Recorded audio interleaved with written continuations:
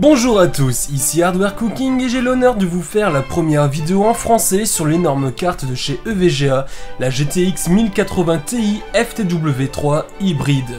Déballons maintenant cette carte et découvrons ensemble le bundle. On a ici donc le manuel d'utilisation, un petit schéma qui nous montre comment placer le radiateur. Comme toujours, on retrouve les deux gros autocollants EVGA, une petite fiche qui vous dit de ne pas retourner le produit chez votre revendeur en cas de souci, on y revient plus tard. Un guide d'installation, un écusson EVGA, bien sûr aussi le CD d'installation des drivers. Enfin on arrive sur la carte, vous constaterez que, oh surprise, c'est un modèle qui est hybride et qui refroidit également via un système water cooling all-in-one, en plus du ventilateur semi-fanless sur la carte. Sous cette carte, on retrouve également deux adaptateurs PCI Express ainsi que des colliers et un petit scratch afin d'organiser proprement les tuyaux de l'IO de votre belle carte EVGA. Maintenant, voyons les caractéristiques techniques de ce petit monstre. 11 Go de mémoire GDDR5X cadencé à 11 GHz sur un bus de 352 bits avec une bande passante de 484 GB/s, fréquence annoncée de 1569 à 1683 MHz en mode boost, 3584 Q d'accord. Bien sûr, on a un refroidissement hybride, water cooling all-in-one plus le ventilateur, une alimentation 8 plus 8 pins, une alimentation de minimum 600 watts est recommandée par EVGA. 10 plus 2 phases d'alimentation. Au niveau de la connectique, elle dispose d'un port DVI, 3 ports DisplayPort 1.4 et un port HDMI 2.0B. Au niveau du radiateur, on est sur du 120 mm et on a un TDP de 280 watts. Elle dispose d'un format dual slot, elle ne prendra donc pas 3 ni 2,5 emplacements PCI Express sur votre carte mère, mais bien 2. C'est un détail qui peut être important si vous faites du SLI par exemple. Bien sûr, elle dispose aussi du RGB avec sur la backplate la mention EVGA GeForce GTX 1080 Ti ainsi que sur la tranche avec les mentions EVGA hybride et FTW3. Cette carte dispose de la EVGA ICX technologie, un système qui dispose de 9 capteurs thermiques pour un contrôle absolu des températures de la carte, une pour le GPU, 3 pour la mémoire GDDR5 et 5 pour l'étage d'alimentation.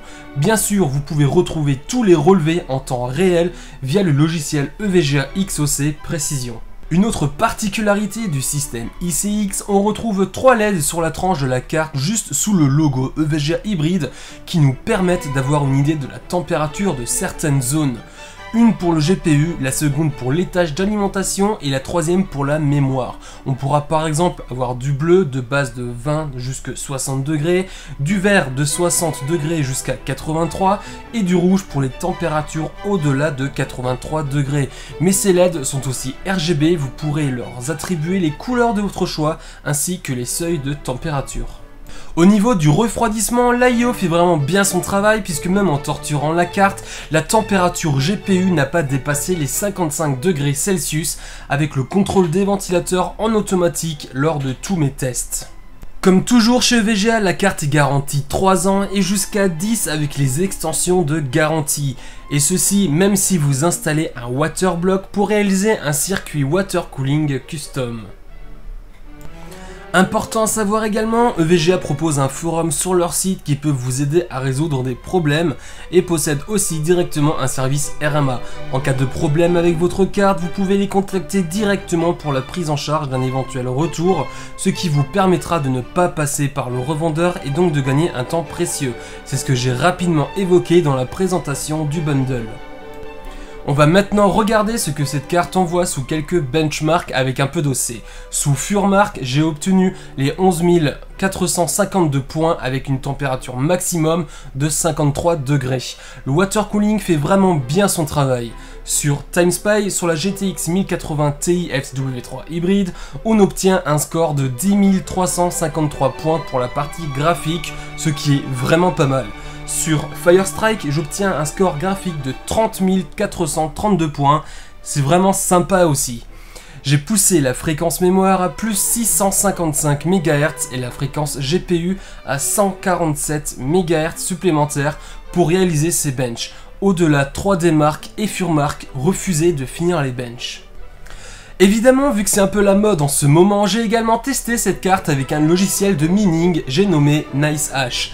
D'après les estimations de celui-ci, cette carte me ferait gagner, au cours actuel évidemment, 22 août 2017, à peu près 3,37 € par jour, quand une AMD RX 580 très appréciée des mineurs, mais surtout pour l'Ether, ne mine que pour 1,43 € par jour.